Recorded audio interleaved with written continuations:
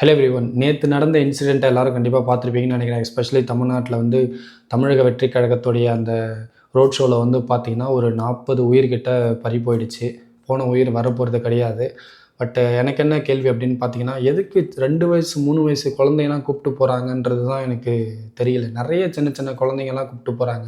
இத்தனைக்கும் week days வேறு. அதில் ஒரு சில பேர் வந்து பார்த்திங்கன்னா, நான் கூட்டத்துக்கே போகல, பட் அந்த வழியாக போனேன், அதில் வந்து நான் மாட்டிக்கிட்டேன், அதனால் இந்த மாதிரி அசம்பாவிதம் நடந்து போயிடுச்சுன்னு சொல்லிட்டு சில பேர் சொல்கிறாங்க. இல்லை இது வந்து டிவிகே மேலே தான் தப்பு, விஜய் சார் மேலே தான் தப்பு, இல்லை டிஎம்கே மேலே தான் தப்பு, போலீஸ் மேலே தான் தப்புன்னு சொல்லிட்டு நம்ம யாரையுமே நம்ம குறை சொல்ல முடியாது.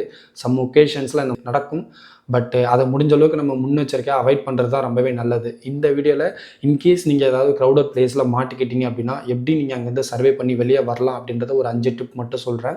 ஃபர்ஸ்ட் ஒன்று என்ன அப்படின்னு பார்த்தீங்கன்னா, நீங்கள் ஏதாவது திங்ஸ் கையில் வச்சுருந்து கீழே போட்டுட்டீங்க க்ரௌடில், அதை எடுக்க ட்ரை பண்ணிங்க அப்படின்னா கண்டிப்பாக கீழே விழுறதுக்கு சான்சஸ் இருக்குது. அப்படி கீழே விழுந்துட்டிங்கன்னா உங்கள் மேலே நிறைய பேர் ஏறி மிதித்து போடுறதுக்கும் சான்சஸ் இருக்குது. அதனால் கீழே ஏதாவது திங்ஸ் போட்டுட்டீங்க அப்படின்னா மேக்ஸிமம் அதை எடுக்க ட்ரை பண்ணாமல் கொஞ்சம் அந்த இடத்த விட்டு கொஞ்சம் வெளியே போக பாருங்கள்.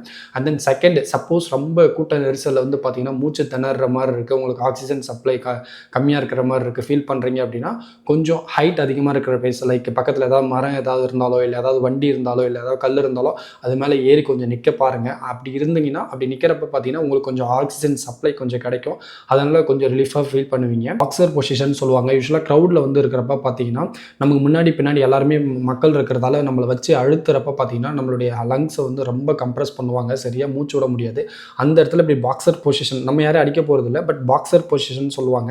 இந்த பொசிஷன் வச்சுக்கிட்டோம் அப்படின்னா நமக்கு லங்ஸுக்கு கொஞ்சம் சேஃப்டியாக இருக்கும், கம்ப்ரெஷன் வந்து ப்ரிவென்ட் பண்ணலாம்.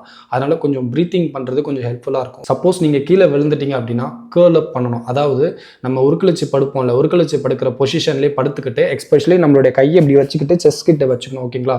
எஸ்பெஷலி நம்ம மண்டையில் எதுவும் அடிப்படாது, ப்ளஸ் நம்ம லங்ஸுக்குமே வந்து பார்த்தீங்கன்னா கொஞ்சம் கம்ப்ரெஷன் கொடுக்காம இருக்கு. யாராவது நம்ம மேலே ஏறி மிதிக்கிறாங்க, அந்த கூட்ட நெரிசல்லேருந்து கொஞ்சம் ஓரளவுக்கு நம்ம வந்து சேஃப்டியாக வந்து தவிர்க்கலாம். நம்ம ஏன்னா டேரெக்டாக வந்து நம்ம நெஞ்சில் வச்சு காலை வச்சு மிதிக்கிறதுக்கும் இந்த பொசிஷன் வச்சிங்க அப்படின்னா ஓரளவுக்கு நம்ம கொஞ்சம் வந்து ப்ரிவென்ட் பண்ணலாம். முன் பக்கமாக அப்படி மூவ் பண்ணி போகிறத விட கொஞ்சம் இந்த சைட் பாத்துன்னு சொல்லுவாங்க. ஓகேங்களா? கிராஸாக வந்து கொஞ்சம் கொஞ்சமாக அப்படி மூவ் பண்ணி போனீங்கன்னா அந்த இடத்த விட்டு வெளியே போயிடலாம். எஸ்பெஷலி நீங்கள் ஒரு க்ரௌடட் பிளேஸுக்கு போகிறீங்க அப்படின்னா அந்த இடம் வந்து அந்த இடத்துடைய மேப், லைக் எக்ஸிட் எங்கே இருக்குது, என்ட்ரி எங்கே இருக்குது, அந்த மாதிரி ஒரு விஷயம் கொஞ்சம் பேசிக்கான விஷயம்லாம் கொஞ்சம் தெரிஞ்சு வச்சுக்கிறது ரொம்பவே நல்லது.